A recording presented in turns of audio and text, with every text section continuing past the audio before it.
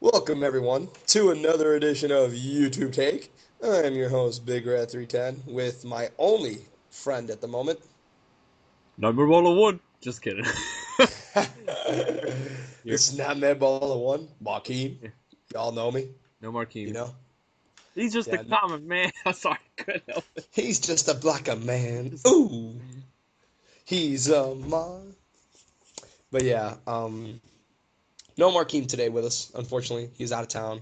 So me and Phil are gonna take this one on ourselves. But it's still gonna be a lot of fun. Still gonna be a lot of good stuff to talk about. First thing we'll get into is our records from last week. I will not lie, I do not have them because I do not have my laptop. My laptop is currently in the store. That's in the Apple Store being fixed. That's why Phil is recording this one.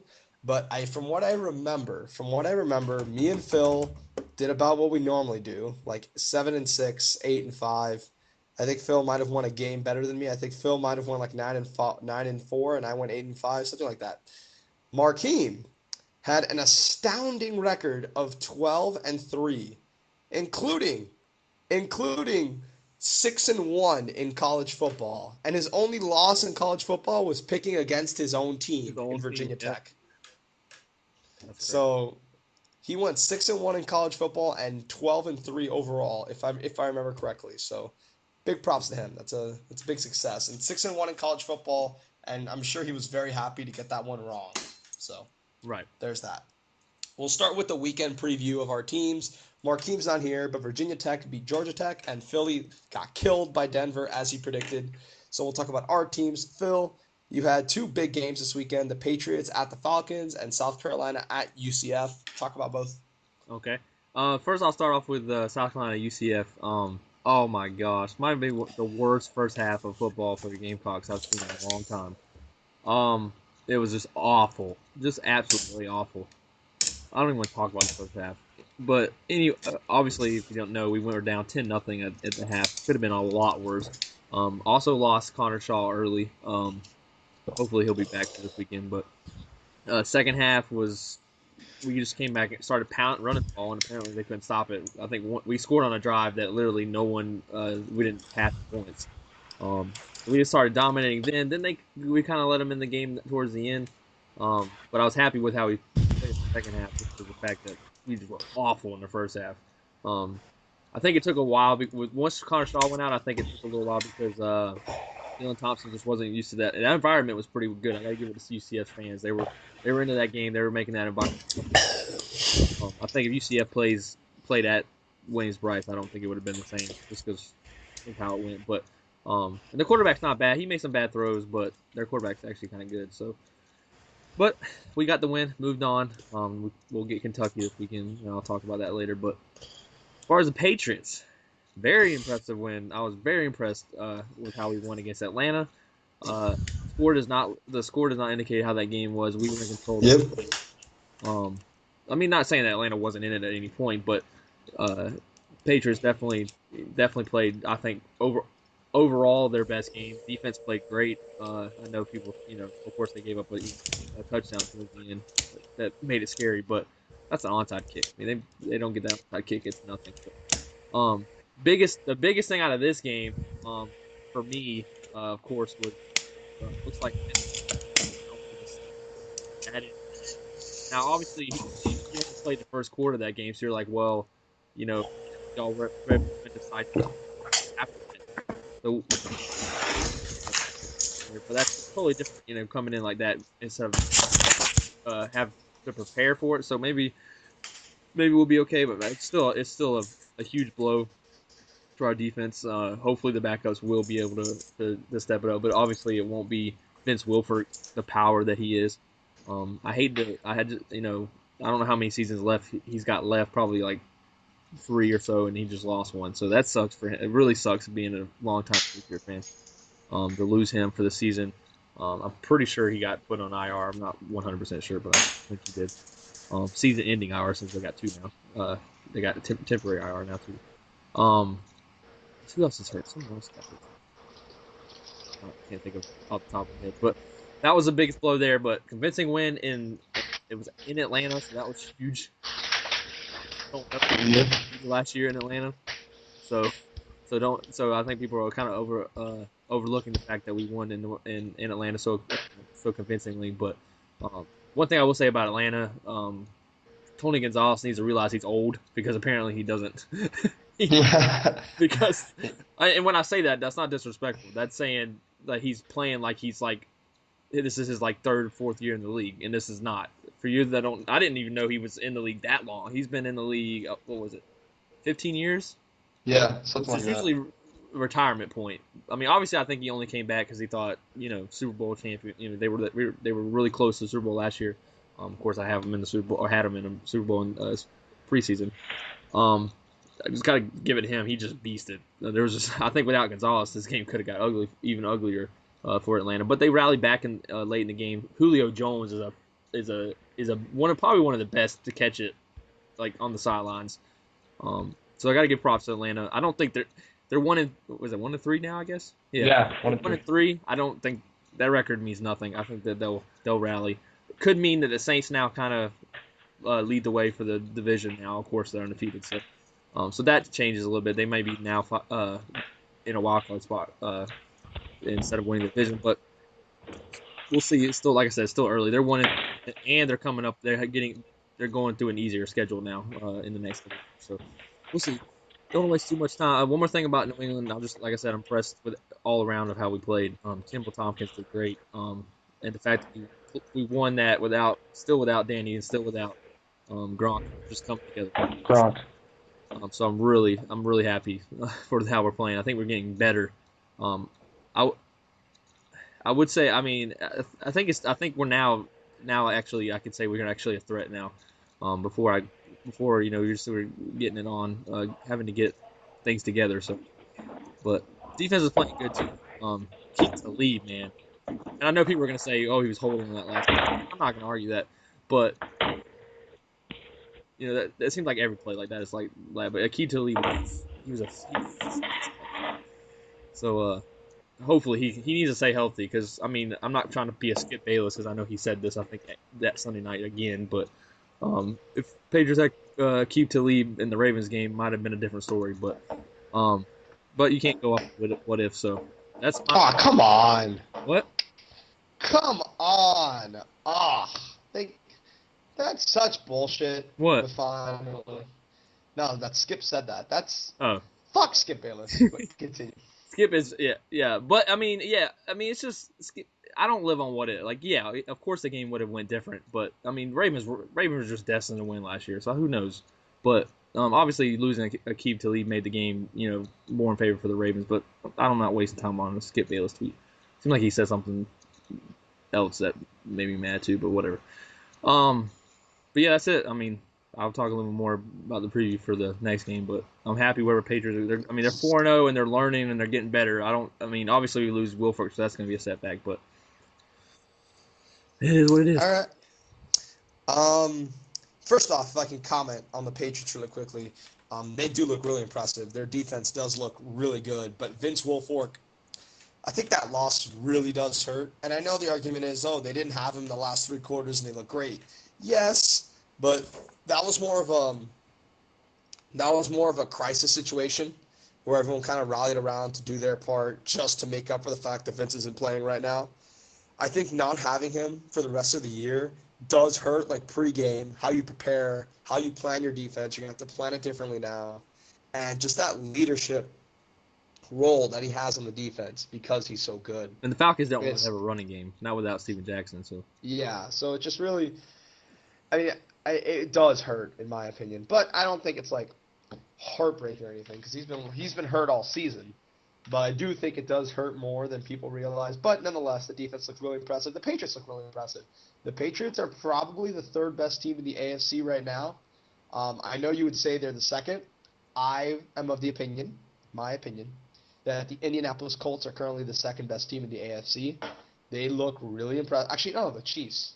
The Chiefs, Colts, and Patriots are kind of in the same level, in my opinion. Even though the Colts lost to us, it was a very close game and they lost because Brent Grimes is such a monster. But they look really, really impressive too. And the Chiefs look really impressive. If the Patriots didn't look weak during that Jets game, I would say that they look better than both of them. But because they had that weak spot where the Colts and Chiefs haven't really looked weak, I would say they are better. But nonetheless, the Patriots, Colts, and Chiefs are all really good teams. They're all going to last. And the Patriots may very well go to the AFC Championship game again this year. This is why I predicted them to go 11-5 and win the division. But they look really good. Vince Wilfork is going to hurt them. But it was impressive. I will not discredit the win. It was impressive. My teams. Well, I was gonna say real quick comment on something you said. I'm totally fine with the way you rank the teams too. I would of course have the Patriots second, just because because I'm a Patriots fan, and two because they haven't lost yet, so I kind of give them the edge over Indy. But I agree with you, them Indy, even though I'll probably put them Indy and then Chiefs below them, just because I still don't trust the Chiefs. Because you have to stick by your record. Right. Hey, trust me, I said Chiefs won't make the playoffs, and I'm still sticking by that. I'm hoping for that because right now it really looks like the Dolphins are going to have issues making the playoffs, thanks to the Chiefs. So It's gonna be they play each other. They don't play each other probably. no, they don't. I don't think They so. don't, I think so. unfortunately. But yeah, so the Dolphins' main competition for that other playoff spot is going to be the Chiefs or the loser of the Colts, Texans, even Titans. The only reason the Titans don't make the playoffs is if Ryan Fitzpatrick is so horrible that they lose like a shitload of games right now. Right. But they're looking impressive too. Chris Wessling said on the NFL Around the League podcast, "Is it really ridiculous to think that the Titans are the best team in the AFC South?"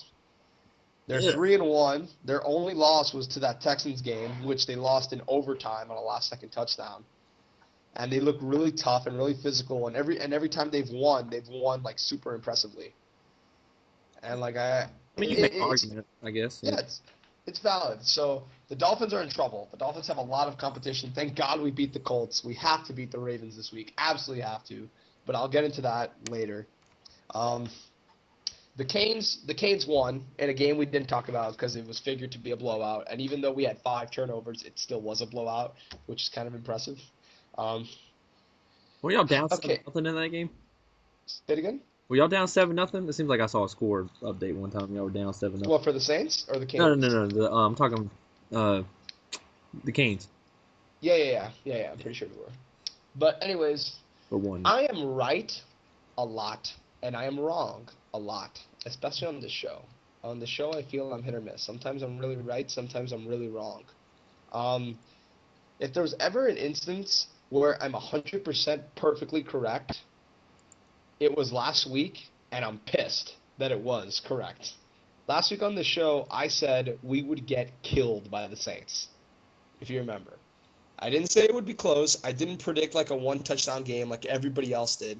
I said on the show we're going to get killed. And, well, we got killed.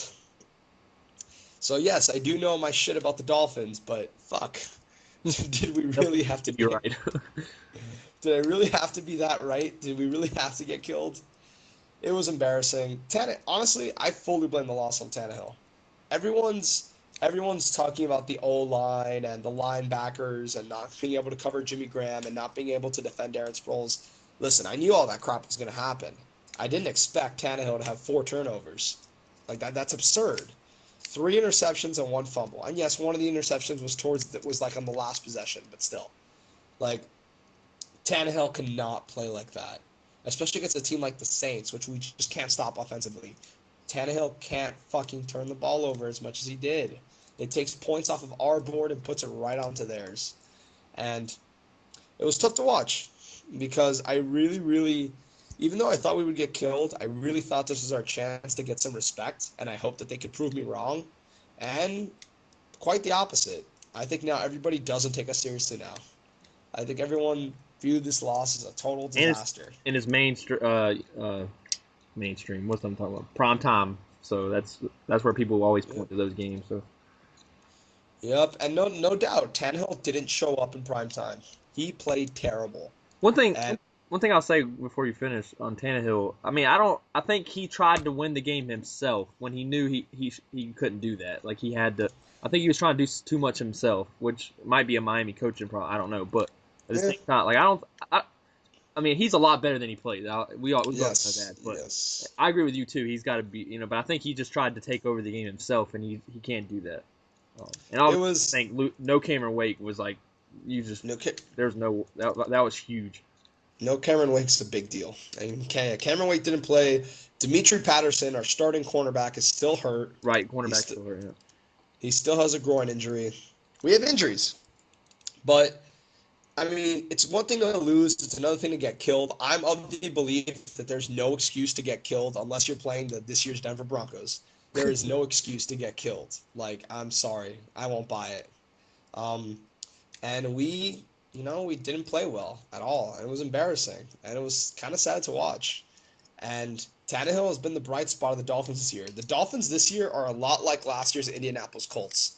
They win a lot of games, but the games are very ugly and they don't play to their best. And that's how we've been playing. And Tannehill's just been saving us, kind of like how Andrew Luck saved the Colts last year. And when Tannehill starts playing bad, we have no shot. So if we want to make the playoffs, we got to start winning. But the other side of me says, hey, look, this was the really tough part of our schedule. We play the Ravens this week, then we have the bye. And after the bye, it's smooth sailing. We play the Bills twice, the Jets twice, the Steelers, the Buccaneers, Ooh, brutal. the say it again? No, just not brutal, like brutally good, like easy, like Yeah. Yeah, like Pittsburgh, Tampa Bay, Jets twice, Bills twice, Carolina, which won't be easy, but it's not a horribly the difficult in matchup. Carolina or the, Yeah, it is in Carolina. And we got the Patriots game at home, which is surely to be very interesting. The Dolphins got it pretty easy from here on out. So if we go 3-2 at the bye, I'll be very happy because those are some tough teams we played, and good for us. But right now, we got to step it up. We can't play like we did last week. Do you know that we're the only team that has a winning record that has a negative turnover differential? wow. Yeah, that's not gonna work. Nope, We don't want that's not gonna if we last don't. for long. Let's put it that way. Yeah, we can't be the 2012 Arizona Cardinals. We got to keep it up. So there's that. We'll see how that goes from this point forward. Um, so we'll talk about them in a little bit. But yeah, that's pretty much the summary of the weekend. We can't really talk much about the college football games without our college football leading analysts. But teams look good, teams look bad. Georgia beat LSU, which I think is like the only really Yeah, that was notable a big game. result. And West Virginia beat Oh, Oklahoma State. who number 11? Well, they were number 11. What was it? Oklahoma State? Oklahoma State, yeah, they lost to West Virginia. Yeah, they lost Virginia. But yeah, everything else was about how we expected it. Lane Kiffin is gone. It's gone. Uh, Yes. he got fired the day after the Arizona State loss. Markeem is very upset that he can't come up on here and rant about it Somewhere and he was rejoice. laughing really hard. But he messaged us and he told us the Lane Kiffin rejoicing will happen next week. So tune in next week for that. As far as the NFL is concerned, nothing really big to talk about. But there is one game that I would like to take my floor. I've talked to Phil and I've told him I need a few minutes to talk about this, Yeah, but I'll let sure. Phil What? I'll let Phil get his words Okay. out first before I start about the Houston Seattle game and mainly read the Texans and Matt Schaub. Wow, that game was great. By the way, well, I say great, but um, It was really it entertaining. was really fun to watch. Like It was I tuned really into it when it entertaining. was basically the Seattle. Like when I got home to start watching it, Seattle was already out of it. So I was just kind of watching just to watch. Plus I had Foster in fantasy, so but then Seattle started coming back, and it's like then it's overtime. It's like they tie it. Oh no, pick six. They tied it on pick six. Right? Yeah. Yeah, They yeah. tied on a pick six. I'm like, Schaub, what are you doing? But I'm like, Schaub, what are you doing? And then second of all, why are you calling a pass play there? One thing I'll say before, like there's a lot of hate going. And I know this is why, what Big Rat wants to talk about. But Laundry Mat that's how I to call him. Has gotten a lot of hate after this game. I heard things as far as they were burning his His jersey jersey. stadium, like which is ridiculous. I'll say that right now. If you burned his jersey, you don't even deserve to be a fan of the Houston Texans. I'm gonna call you out right there. But as much as I'm not saying that he's playing great right now, he's had great moments this season already. But for the most part, he is playing bad. But I put blame more on in it because I saw it last year. Kubiak and the coaching staff in general is not making the right play. Like uh, obviously they're starting to get the ball more to Foster, which is good, but it just seems like when something's working, like they go away from it. Like just like they go away from it, or they try to get fancy, or which they're throwing. I think that I don't know what down that was, but I'm pretty sure it wasn't third down. Um, when he threw the pick six, so it's like, It was third and one, third and oh, two, was third third and down? two. Okay, well it was third down. All right, so that makes it a little bit better, but it just seems like I think like it's a little more on coaching than it is Matt Schaub, or Laundry Matt as I'll continue to call him. But I just think that obviously uh he's struggling, but I just think that people are taking they're taking it a little too far, well, a lot far, as far as burning stuff. But I will say, on the opposite side, Russell Wilson looked amazing. This dude is like, I looked at him and I'm like, wow, if he does that in a playoff game, that could be one of the greatest moments. Like, that could be a great moment. He was just like, not anyone. Like, I know everybody likes to jump on the quarterbacks, give them all the glory, but no, he deserved it all because the dude literally single-handedly kept a drive alive thanks to himself. I think this was the Yeah, drive that got him within 7. But yeah, that third down play that Big Rat tweeted about, I saw it as well. That play was insane. Um, yeah. That was crazy. the fact that he got that, he did that multiple times on that drive. So hats off to Russell Wilson. I said this last year. I knew he wouldn't win it, but I thought he deserved Rookie of the Year. Um, I just knew he didn't have the flair to win it. Who did win Rookie? He didn't win, did he? RG3. Right, RG3. So, and I was okay with that. I understand it. So, but I just think Russell Wilson, man, that dude, and that defense, Sherman showed it right there. So that's just all I gotta say about that. I'm sure he'll go more into the Matt Schaub stuff, but I just think it's a little, it's a little. Obviously, he's not playing well, but I think you need to calm down a little bit, fans. Fans are wanting him out and stuff. Like TJ Yates is going to win him anything. Yeah. All right. Let's talk about Matt Schaub. Pertaining to the game itself, the Texans looked incredible in the first half. Matt Schaub looked great. And now Matt Schaub had a great performance against one of the best defenses in the NFL, if not the best defense in the NFL. And the Texans all looked great, and then they collapsed. Why did they collapse? I think everybody putting all the blame on Matt Schaub is being very short-sighted. I think Ben Tate fumbles in their own red zone, and that's how Houston was able to score right away. And then Brian Cushing gets a concussion, and he's out. And that's what caused the Seahawks to have a 98-yard drive to score a touchdown and put them within 7. And then Schaub threw the pick on third down. But I would like to say, if Schaub just throws the ball away and they punt and the Seahawks get the ball with a minute 50, like, do you really think they're not going to overtime? Like, I was pretty confident that even with a minute 50, Russell Wilson would make something happen and they would still have gone overtime anyways. So it's not all of Schaub's fault why they lost. And I think anybody saying that is being very short-sighted. But he did make a very bad play. It was bad. It was even worse that he had 2 pick sixes the previous games. And his confidence is probably shot right now. Now let me talk about Matt Schaub. Because a lot of people have asked me, why do you like Matt Schaub so much? Like, why of all the great quarterbacks that you know well in the league, why do you support Matt Schaub? Laundromat, shower mat, as Welcome, Matt. Markeem and Phil. Welcome, Matt. As Markeem and Phil so intelligently talked about.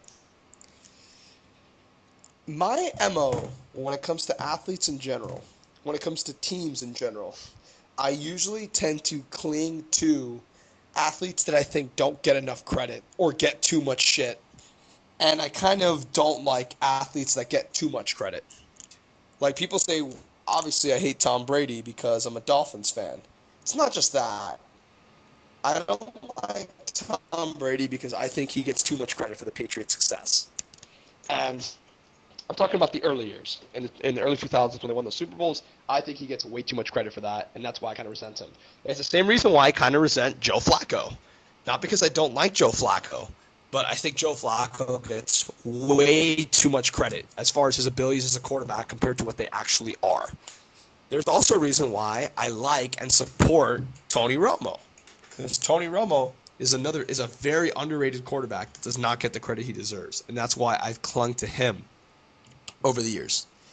A few years ago, like 5, 6 years ago, I've been doing fantasy football for a long, long time. I've been doing fantasy football for almost 10 years now. I was doing it when it wasn't that cool.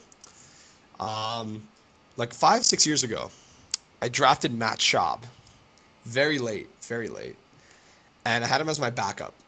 And then the next year, and he put up pretty good numbers. And the next year, I had him as my starter, and I was very, very happy. Matt Schaub was putting up great numbers. Matt Schaub was being a very, very, very productive quarterback. And year after year, I kept drafting Matt Schaub, and he kept giving me very good numbers. And I got him at a discount. I could always get him in late rounds, always. And he would always do very, very well for me. So Matt Schaub, I then look at his numbers a few years ago, and Matt Schaub has always played at a high level, like a really high level. Here's some numbers for you.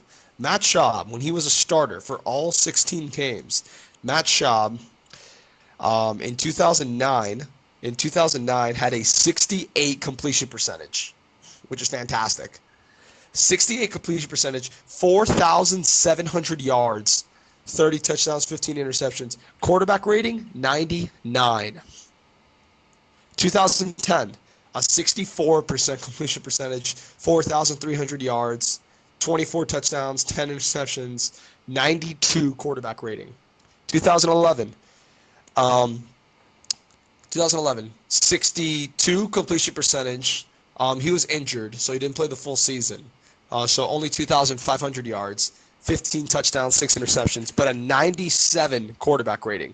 Last year, his horrible year, quote unquote, 65% completion percentage, 4,000 yards, 22 touchdowns, 12 interceptions, 91 quarterback rating. Matt Schaub has always put up very good numbers, and no one in America knows it. No one in America knows about the productivity he had in Houston for all these years because no one cared. Look up his numbers. Just like how Markeem always says, look up Michael Vick's numbers and you'd be surprised at how low they are. Look at Matt Schaub's numbers and you'd be surprised at how high they are. Do you know that Matt Schaub has a higher career quarterback rating than Matt Ryan, Matt Stafford, Eli Manning, and Joe Flacco? Higher than all of them.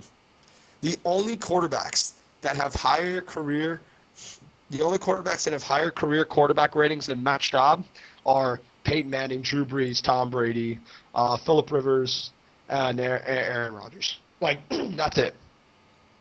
Matt Schaub is a very underrated quarterback. Was for a long time, at least. So that's why I really started to follow Schaub, and I really started to like him. And no one paid attention to the Texans. No one ever paid attention to the Texans. And I really wanted people to because I wanted them to see how good Matt Schaub was. Last year, the Texans start the season 11-1. And, of course, I'm singing the praises of Matt Schaub. I'm telling everyone how great Matt Schaub is, how people can finally see how good of a quarterback Matt Schaub is. Then the New England game happened, and Schaub played bad. And then the rest of the season happened, and Schaub continued to play very bad. Schaub struggled in big games. I'm not denying that. He did struggle. He struggled in New England. He struggled in Cincinnati. Even though they won, he still didn't play very well. And they definitely struggled in New England a second time. And the criticism was Matt Schaub can't win in big games. And I was very saddened because I'm a big fan of Matt Schaub. And I really... It's part of that thing in sports. Like, once you see someone face a challenge, you want to see them overcome it.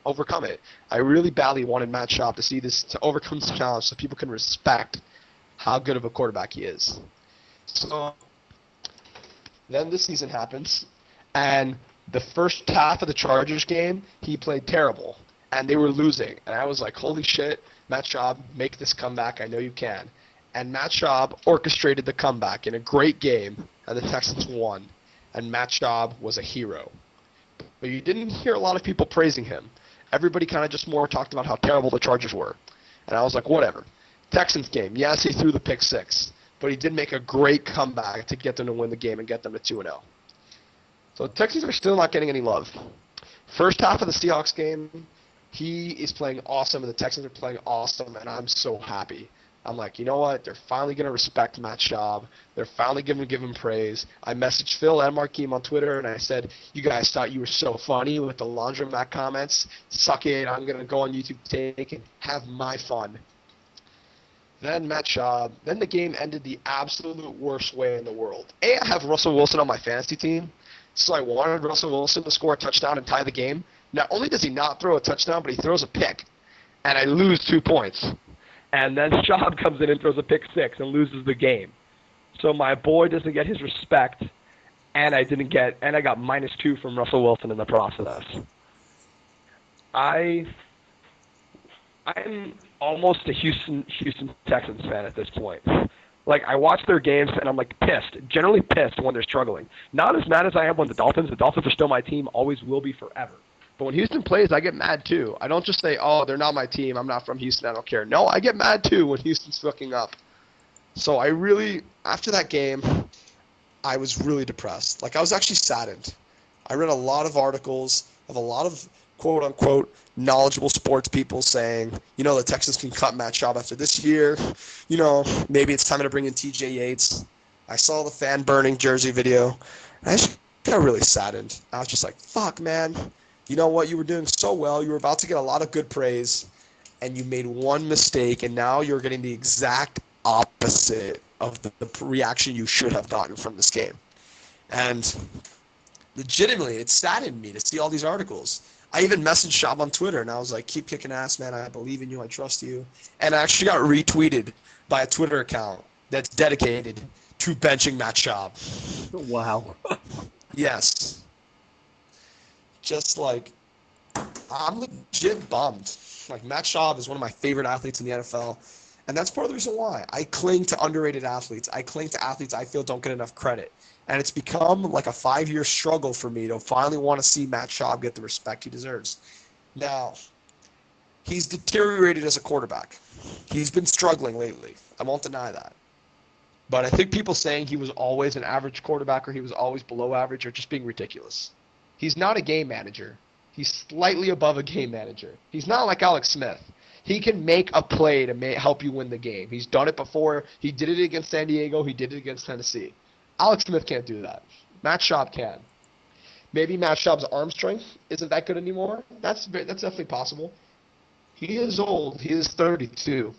But I really support him, and I hate seeing all this criticism. And it really, really just bums me out. And it's gotten to the point that I want to see Matt Schaub win a Super Bowl more than I want to see Peyton Manning win a second ring. And Peyton Manning is my favorite athlete of all time in any sport. But I want to see Matt Schaub win one more. A, because it'd be a fantastic story. And B, to quiet down everybody that's crapping on him. So yeah, I'm definitely bummed, to say the least, about Matt Schaub. And I'm really hoping the Texans turn things around because things are looking too good. And I want to see them get the respect he deserves. And I'll be there. As long as their game doesn't conflict with the Dolphins game, I'll be watching their game, and I'll be rooting and cheering for them along the way just like I would if they were my team. So, there's that. That's all I got to say. Sorry that it took so long. Oh, that's fine. You're good. That was good. Anyways, I guess now we move into the games this week. There's not really a whole lot else to talk about with Markeem not being here. So anyways, we have a few games that we'd like to preview with you guys. I'll register our picks on my phone. All right. In college football, we are just going to, I guess, give results for this. We're not actually going to go in depth. I mean, I guess we can. Actually, you know what? We'll talk about our teams first. Phil, South Carolina, Kentucky. Preview that one for a little bit, I guess. Not much to say. We're at home against Kentucky. We should win. They're not that good. Just hopefully get an impressive win. That's really all I can say about this week. I'm not sure if Shaw will play. It could be a little closer if Dylan Thompson plays. Just because, but I think once if he knows he's going to start, the game will go better. So I think we're good either way.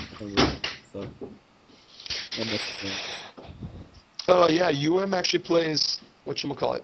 UM actually plays Georgia Tech, and it's actually a notable game. Although I think we're going to win. It's at home. We have a much more diverse offense than they do. It'll probably be high scoring, but I think Golden has the team at a point where he doesn't let them lose games they're not supposed to. Not like the Virginia loss from last year. So, I mean, I just don't think there's much to talk about. I think we're going to win. I'm pretty confident in it. I'm not that concerned. Maybe I should be, but I don't know. I'm not really too worried about Paul Johnson. We've handled Georgia Tech pretty well the past few years, even when our team hasn't been that good. All right, we'll go into college football very quickly, just giving quick predictions. Maryland at FSU.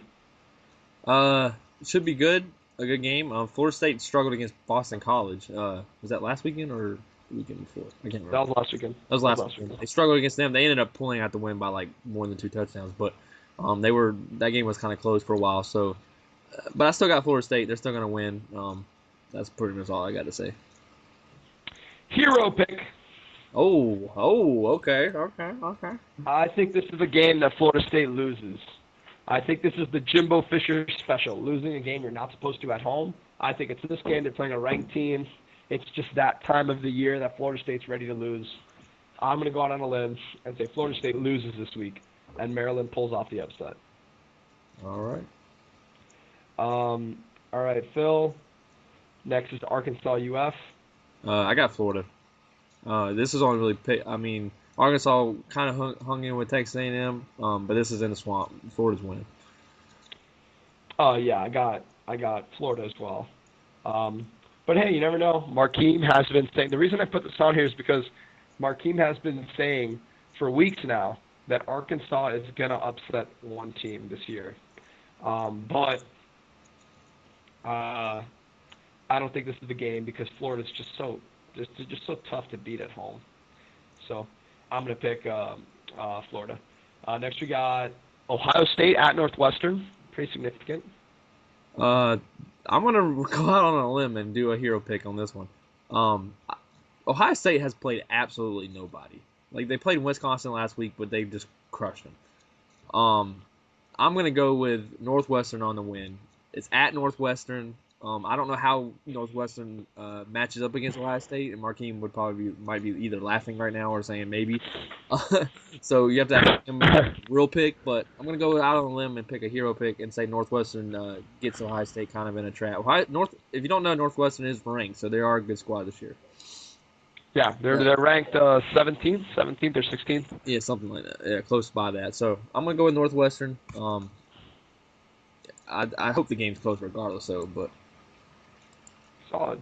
I'm going to go with Ohio State. I'm just not going to mess with it. Ohio State's ranked 4th for a reason, but I do respect the hero pick on Phil's end to go with Northwestern. So there's that. Then we got West Virginia at Baylor.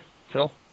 I don't know much about Baylor. I've heard they're kind of coming up in the like I said rankings, but coming up a lot. They're about the same ranking as Northwestern. Okay, so they are ranked. They're ranked up there now. So West Virginia just got a huge upset over number 11 Oklahoma State last week, and they had to fight for that. I'm gonna go with Baylor. I don't know much about them, but I'm gonna say Baylor pulls this win off. I'm going to go with West Virginia in the quote-unquote upset. They look really good. I didn't get to see the whole game, but from what I heard from people, their defense looked really impressive, and I'm going to just guess that that's enough to get them the surprise win on the road. Not much analysis there, I know, but what are you going to do? Next we got Washington at Stanford. I don't really know anything about Washington. I know a little bit about Stanford, so I'm just going to go Stanford. Solid. Yeah, I'm going to go Stanford as well. Don't know too much about either team, but it's at home, and Stanford apparently has been looking really impressive. Arizona State at Notre Dame. Arizona State. We all know this. What? I'm never picking against Notre Dame. Oh, you're never picking? You can never pick Notre Dame. Yeah, I'm never picking Notre Dame again. I think that's on. Well, I'm not. I don't. Yeah, it is on the record. Yeah. I'm gonna pick Notre Dame. Both teams are about at equal level, and it's in Notre Dame. Right. So I'm going to pick Notre Dame. All right, then we got the NFL's games. First one, I will say this, all the 1 o'clock games look awesome. Like, every 1 o'clock game is, like, incredible. Every 4 o'clock game sucks. And all the primetime games suck, except for Sunday night game, which is Texans at Niners. But the Thursday night game is Bills at Browns, which is a terrible game. Atrocious. Which, by the way, there hasn't been. I mean, the matchups have been better, but there has been there's not been a good game. Been absolutely horrible. So this one's probably going to be a 5-star classic, but that no one will see. So. What was our Thursday game last week? Oh yeah, 49ers at Rams. Rams. Sucked. Gosh, I watched a little bit of that game. I was bored out of my mind. Yeah, the Thursday night games have been really bad. Like the matchups haven't been that bad, but like the execution has just been terrible. Like Chiefs and So Eagles was a good matchup. Just game wasn't really entertaining that much. Patriots Jets. We all know that game was atrocious to watch. that game was Hats. awful. That game was awful. So Yeah, so okay, we'll hope maybe the game's better, but we're not gonna fucking talk about that game. And then the Monday night game is Jets at Falcons, which is another bad game. Like, By the way, why did the Falcons play the entire AFC East like in 3 weeks? that's great. I know. I saw the same thing. It's Dolphins, then Patriots, then Jets. Then Jets. That's stupid. The Bills is the only team they don't play right away. It's stupid. But anyways, the 1 o'clock games are awesome. Like awesome, which sucks because that means we can't see them all. Yeah, you can only We'll start with or two. we'll start with Saints at Bears. Phil? Saints at Bears. This is a good game. I mean, this is an interesting game. Jay Cutler played awful last week. I didn't see much highlights, but I heard about the game, and he just played awful.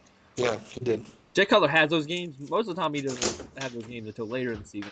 But I guess he had to decide to get one out of the way early. So maybe that means something different for the Bears this year. I don't know. But they're at home against the Saints. But I can't pick against the Saints right now. Saints look great. Rob Ryan. I'm not saying Rob Ryan has worked wonders with that defense. Even though it's not it hasn't. You don't take an awful defense and turn it great, but they're creating turnovers. They're doing what Patriots defense does. They're a turnover defense, and Rob Ryan has got them on that turnover mindset. So I like the Saints to beat the Bears at home. I say decisively, but I mean decisively like probably 10, 14 points. Like they lead the whole game. I am gonna pick the Bears They're the dog. in this one. First off, everyone knows that Drew Brees is an elite quarterback, but Drew Brees is Drew Brees is an elite quarterback, but he does tend to throw a lot of interceptions, and he's playing the best defense at forcing turnovers in the NFL. And the Saints, here's a stat for you: the Saints are 1-3 against the Bears when Sean Payton is the coach. 1-3, and it's in Chicago. I think the Bears take this one. They're both very good teams, in my opinion. And obviously the Saints are playing really well, but I think this is the week when they finally go down. And my they opinion. struggle outside a lot too. People, Yeah.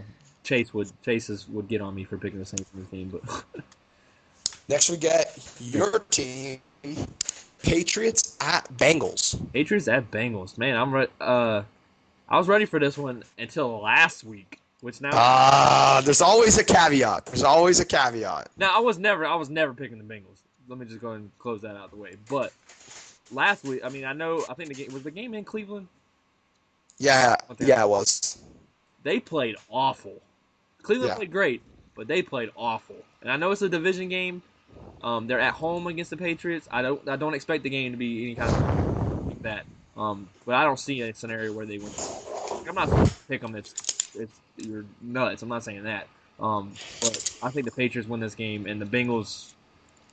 I don't know. Bengals, that division becomes wide open right now, is wide open. Like it was already wide open, but not really. So Steelers aren't winning the division, that's for sure. But I think you said this before the show or something. We're talking. I can't remember. Like, is it that crazy to say the Browns? The Browns. I mean, they're tied. They're tied for first. Actually, I think they're in first. Yeah, because they beat the Bengals. Yeah, they're in first. Yeah. So I don't know who the Browns get this week. I don't have it up here. Let me see. Well, I'm looking at it. Browns have. That's right. They play Buffaloes on Thursday night. So yeah, I think they'll probably win that game too. That's the game we're not talking about. But yeah, I got the Patriots winning this game. I do think it's gonna be close. I just don't think when I think Andy Dalton, I don't know if Andy Dalton's the answer. I really don't. I don't think he can shut down AJ Green. I think he'll shut him down. I think AJ Green will get his decent numbers. But outside of that, they don't have a great running back. The Jarvis Green Ellis used to be the law firm for our team. isn't what I would call great. Gio is pretty good, but I just don't think they have their defense is kind of been early on. Their defense line's been kind of bad. So and I saw a stat just a minute ago. I was looking through some stuff. They haven't allowed a 300-yard passer in the last, I want to say, like 15 plus games. I don't remember the exact, but it's like a lot. Wow. I wanted to know if I read that right. And the Patriots have had 8 since then. Like since the last time they've had 300-yard games. 8 since the last time. That'll change in 2 weeks. Bengals got the Bears. I mean the Broncos. Oh, wait, no, you're saying the Bengals haven't allowed a 300-yard passer in 2 weeks? Yeah, the Bengals in 15 games? Right. Wow. That's impressive. So if I read the stat right, I can't find it right now. But I thought it was the Patriots. No, it's the Bengals. They haven't given up. So that's crazy. But well, like I said, I got the Patriots at Cincinnati, but it should be close. So, and I said before, this stretch, like I can't see us going through this stretch of games going undefeated. So we could lose, but I just don't see it being this one. Next week is going to be a brutal one. Yeah. Then you got the Saints coming up. Thank goodness that's at home. We don't have to play in the dome like y'all.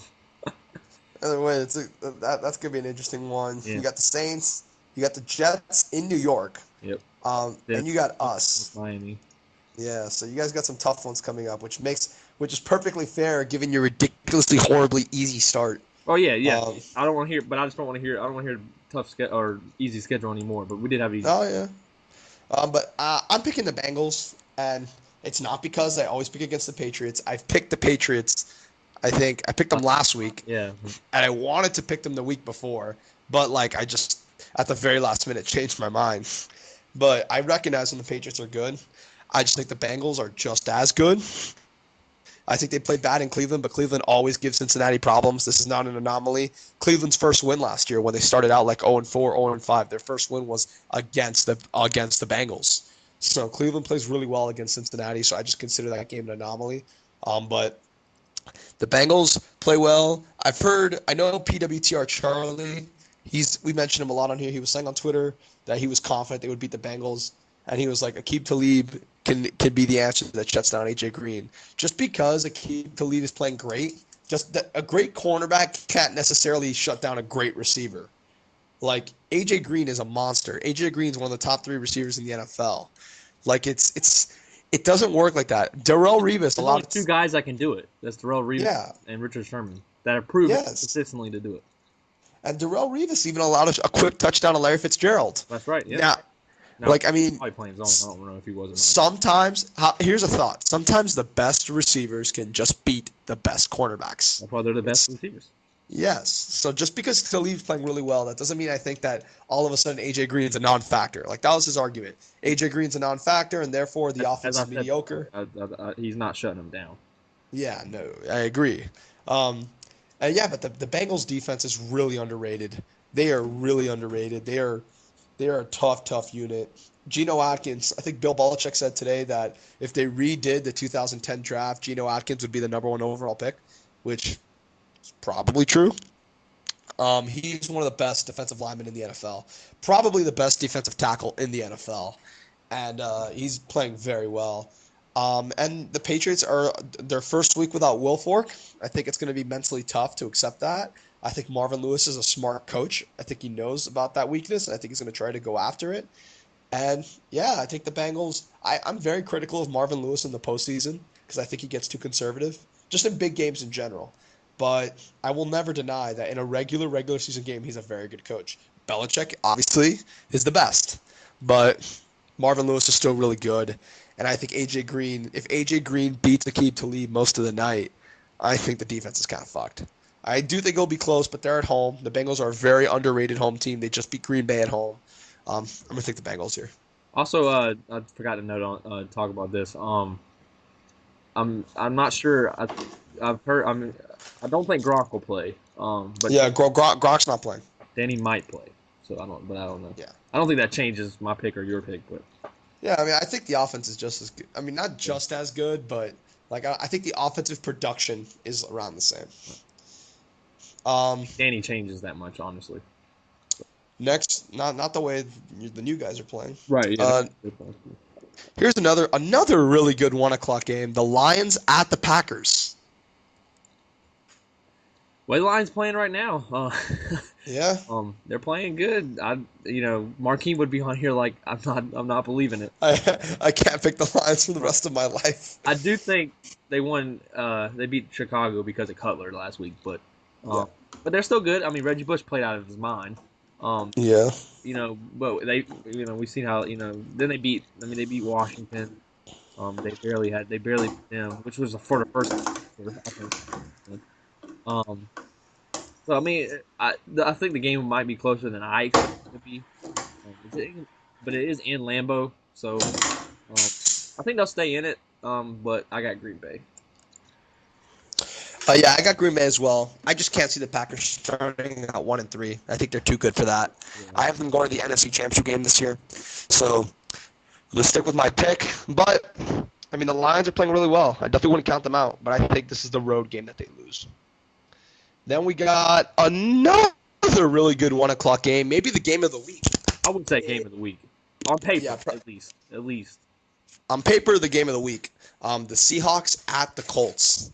I'll start with this one. I wouldn't call this a hero pick, but I'm picking the Colts. I think the Seahawks, Saints, and Patriots all lose this week, which would leave the only 5-0 teams as the Broncos and the Kansas City Chiefs. I hope that's not right. I hope that doesn't happen. But I mean, I just think the Colts. I said this earlier, but I think the Colts are one of the best teams in the NFL. They just look really impressive every week. They look really great. Seattle struggles on the road, and they're going into a tough home environment. I think they're really going to give Russell Wilson some issues because they really fucked up with Kaepernick. Although Kaepernick didn't have a lot of great receivers, I think they're going to make Russell Wilson struggle a little bit. They seem to guard the running quarterback pretty well, and I think their offense is very underrated. If the Texans can do what they did to the Seahawks, I think the Colts can do that just as well. So yeah, I'm going with the upset, and I'm picking the Colts to take down the Seahawks. This is a hard one to pick. And honestly, I'll be completely honest. I'm just picking this team just because I think Indy was basically on bye last week. Yeah. Played the Jags. If you don't know, I'm starting to think the Jags ain't winning a game. I'm thinking that too. They look awful. I hate to think that they wouldn't win a game. Like they would get one when people are resting starters or something. I don't know, but so we'll see. It's still too early to say that, but I think Indy's going to struggle because of that a little bit. Because they're that's a huge jump from Jags to Seattle. And I'm going to go with Seattle on this one, but I'm not confident at all because I think it can go either way. So I was really impressed by Russell Wilson last week. So I think he can get it done this week as well. Andrew Luck's going to call those. This game should be awesome. I hope it's awesome. Yeah. It's at 1 o'clock, so I won't be seeing it. But. So yeah, props to the Seahawks, but we'll see. I'm picking the Colts. Then we got We're different every pick this week. I mean, on the big games, which that's crazy. Yeah, we've disagreed. Yeah, every single time. No, we agree with the Packers. Well, right, yeah, that one. Yeah, that's what I said. Big game. I don't consider that big, but. Well, let's see if you disagree with me here. Well, we're not going to disagree on the Broncos game. Oh no. I doubt it. We can just get that out of the way. We put that on here because it's two playoff teams fighting each other, but the Broncos just look so unbeatable right now. If Dallas is the team to beat. No, it's not happening. But I'm just saying. Yeah. I'll quickly say this. I want to point this out about Denver because people nitpick the Patriots all the time about this. Denver hasn't played anybody. That is true. I'm not taking anything away from Denver. Do not get me wrong. I'm not playing. But everybody said their biggest. I think was it last year or the year before? I think it might have been before. They hadn't beat a team over 500. Well, guess what? Denver hasn't beat a team over 500. Now, granted, we'll see how those teams end in the season because that was the big deal there. And don't get me wrong, I still think Denver's the best team in the league. Do not get me wrong. I'm ready to see them face, in my sense, at least make the game close. Dallas is not that team. Denver wins. Yeah, I will agree. not only have they not played anybody, they haven't played a competent defense. The Right. Patriots, at the very least, played the Buccaneers and the Jets, which are good defenses, and the Bills too ain't bad. The Broncos have played the Eagles defense, the Giants defense, the Raiders defense, and the Ravens defense, who is good now, but was not during Week 1. Right. So there's definitely something to that. But I mean, the Broncos just look so unbeatable, and it's so scary that they don't have Von Miller or Champ Bailey. That's the scare. That is the scariest part. That really is. And do you know that they lost Ryan Clady, and they had like this Chris Clark guy come in, and everyone was like, "Oh shit, they're gonna protect Peyton's blind side and all this." Had to skip the Do beat. you know that? Do you know that Peyton Manning is the least pressured quarterback in the NFL? He has all day. I was watching some of that game all day. Like it's just like, and part of it is bad defenses equals bad pass rushers, but still, like it's just crazy. By the way, I do think the team that has played them the best, quote unquote, is the Raiders. That game was a lot closer than people realize. It wasn't like competitive, but it wasn't a full blowout. There at one point it was 30-14, and the Raiders were about to stuff them on a 3-and-out. It was 3rd-and-1, and they stuffed Monty Ball. And Monty Ball, like at the very last minute, extended his arm and got a very close first down. If they don't get a first down there, the Broncos punt, give the Raiders good field position. Maybe the Raiders make it a one-possession game. So the game was a lot closer than people realize. But Denver Philly was in the first half, but we all knew that wasn't going to work. Yeah, we all knew that one. That one wasn't going to last. But yeah, Denver just looks so insanely unbeatable right now. Yeah, we're not picking against Denver. I have it on my record. I will not pick against Denver until I see them lose. So Wow. I'm sticking with that. Okay. I need to see them lose. Well, I mean, I can't blame you for it at all. No, I can't blame you. Or even like look competitive. Like no game's even been competitive. Oh gosh, they get Jacksonville next week. Yeah, that's gonna be so much. That's not even fair. And it's in Denver. It's projected to be the spread is projected to be the biggest spread in history, isn't it? NFL history. In NFL history, yeah. Because that game is gonna be ugly. Peyton Manning might break his own touchdown record. The 7? I don't. Yeah. No, they'll take him out before that. But actually, yeah, that's probably true. Unless he gets 7 in the first half, which could happen. I'm excited for that game.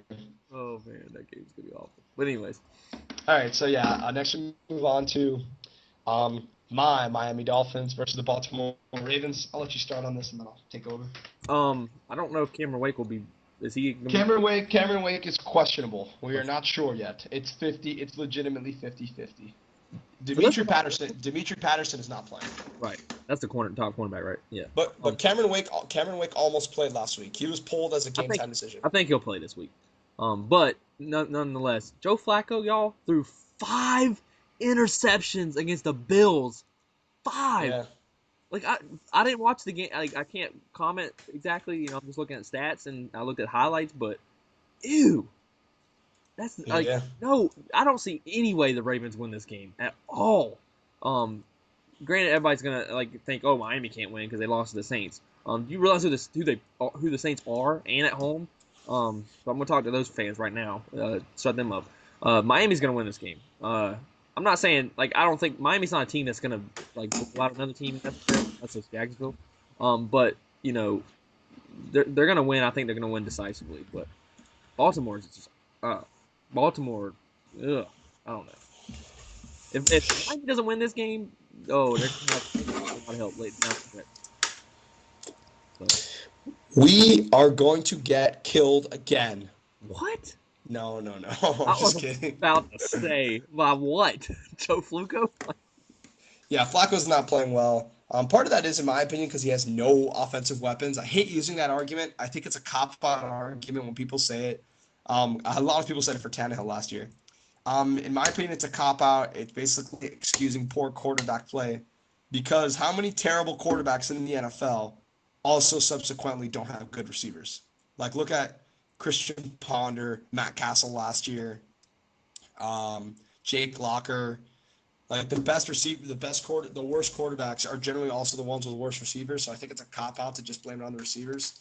I think that their poor quarterback, the receivers aren't that good because the quarterback isn't that good. But Joe Flacco really does have no weapons. Torrey Smith is getting double covered all the time, and he's forced to decide between Marlon Brown or Dallas Clark. And Miami's big defensive problem, if you've been paying attention, as I've said it multiple times on the show, is covering tight ends. We allowed 100 yards to Jimmy Graham, 100 yards to Kobe Fleener, 100 yards to Jordan Cameron. It's been a problem. Dallas Clark is not going to be a problem. No. If he does, that really says a lot about our defense, but he's not going to be a problem. So, and Baltimore is having this Eugene Monroe, who they just traded for, is going to start, like, right now in the NFL. And he's going to be thrown, like, into the bushes. Like, he's going to be, like, forced and prepared to, like, learn the whole new offense and get ready to play this week. That's not good. Miami's defense, obviously, is very underrated. I think we're going to pressure them. It's at home. It's only our second home game of the season, which really sucks that we haven't gotten home. But after the bye week, which is next week, we will, in 7 weeks, have played 2 home games, which is absurd. But anyways, I have big hopes for the Dolphins here. We do need to take care of business. Like I said, the AFC wildcard race is going to be very close. Baltimore, Indianapolis, Houston, Chiefs, they all are looking to be in for it, and we have to win these games. We already have the win over Indianapolis. That was step 1. Now we got to get the win over over Baltimore as well, or else we are in trouble because we need that tiebreaker advantage. So we need to win this game. I think we will. It wouldn't surprise me if the Ravens win because they just lost a road game last week, so now they want to like right that wrong. But I really, really hope we win, and I really do think we will win. Tannehill has got to play better. Hopefully he will. He's been playing well most of the season. Last week was an anomaly, so I'm going to trust that he's going to be playing like he did for most of the season and not just last week. And I think the Ravens just don't have that many offensive weapons that can kill us. Ray Rice will kill us. Darren Sproles killed us last week. We struggled against covering very small running backs. So Ray Rice will definitely be a problem. But you got to have other options besides Ray Rice because the Saints could also abuse us with Jimmy Graham and Marcus Colston. I don't think the Ravens can abuse us with anybody other than Ray Rice. I think Brent Grant. They don't even use him. Ray Rice got 5 carries last week, which I think he's hurt. But 5 carries? Flacco threw for 50 times. Stupid. Ravens are stupid. Sorry, I had to add. It's dumb. No, it is dumb. But it's at home. We got to win this one, or else I will be not very happy on next week's show. So I got the Dolphins as well. Next we have 2 games left. One more 1 o'clock game. This is kind of the Panic Bowl, as I saw Smart Football tweeted about it earlier. The Panic Bowl. Eagles at Giants. Both teams are not doing very well right now. Both teams need this win. Phil, who you got?